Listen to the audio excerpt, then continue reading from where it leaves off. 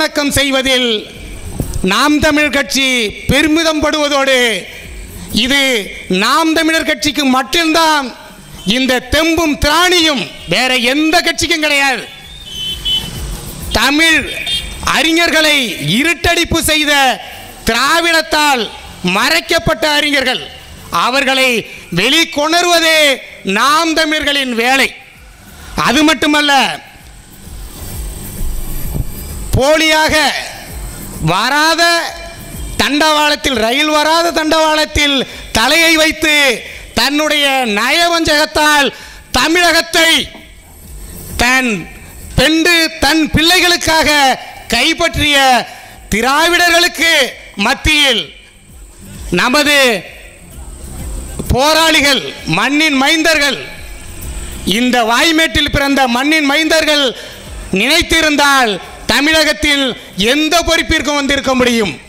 ஆனால் அவர்கள் அப்படி செய்யவில்லை. தமிழுக்காக போராடி தன்னுடைய கடைசி காலம் வரை தமிழுக்காகவும் இந்தி எதிர்ப்புக்காகவும் போராடிய இந்த மண்ணின் மைந்தர்களை நாம் கொண்டாட தவறிவிட்டோம்.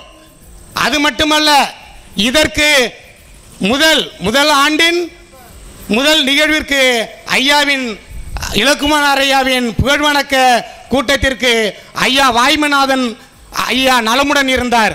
அவர்களை அழைத்த போது நானும் அன்பு அண்ணன் காத்தமுத்து அவர்களும் அவர்கள் இல்லத்தில் சென்று அழைத்தோம். அப்போது அவர்களுடைய நினைவுகளை எல்லாம் பகிர்ந்தார்கள். நாம் எப்படி திராவிடத்தால் மறைக்கப்பட்டோம் என்பதற்கு ஒரே சாட்சியாக அன்றைய இலக்குவனாரின் மாணவரும் அன்றைய முதல்வருமாக இருந்த முத்துவேல் கருணாநிதி அவர்கள் நமது மண்ணின் மைந்தர் இலக்குவனார் போய் ஒரு மரியாதை நிமித்தமாக சென்று பார்க்க வேண்டும் என்பதற்காக விளைந்துள்ளார். ஆனால் திரும்பி கூட பார்க்காத முதல்வர் எப்படியெல்லாம் இருட்டடிப்பு செய்யப்பட்டுள்ளார் என்பதற்கு ஒரே சான்று இது. அருமை நம் இன சொந்தங்களே, இவர்களை நம்பி நீங்கள் இருந்தால் நம்மளை அனாதையாக்கி ஏதிலிகளாக நம் மண்ணையும் பண்பாட்டையும் நம்மளுடைய காக்க முடியாமல் நம்மளை ஏதிலியாக விரட்டி அடிக்கும் நாள் வெகு தொலைவில் இல்லை. அருமை எனதருமை சொந்தங்களே, ஆகையால் அருமை பெரியோர்களே, அருமை தாய்மார்களே, தம்பிகளே, நீங்கள் எங்களது தமிழின பற்றோடு நாம் தமிழரில் பயணிக்க வாருங்கள். நம்மளது அறிஞர்கள், மண்ணின் மைந்தர்களின் பெருமையை போற்றி காப்போம்.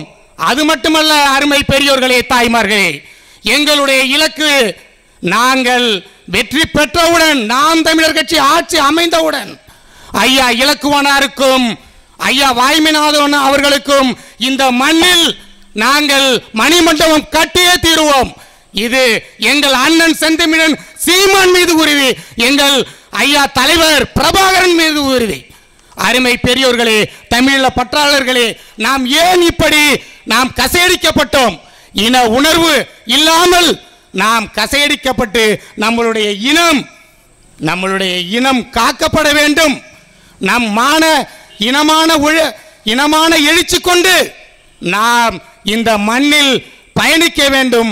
நடைபயணமாக நீங்கள் திராவிடத்தை நம்பி சென்றீர்கள் என்றால் நாம் விரட்டி அடிக்கும் தூரம் வெகு விரைவில் இல்லை. அருமை பெரியோர்களே, அருமை எண்ணின தமிழ் சொந்தங்களே, வாருங்கள் வாருங்கள் என்று உங்களை வரவேற்று வணங்கி மகிழ்கிறேன். நாம் தமிழர். நன்றி, வணக்கம்.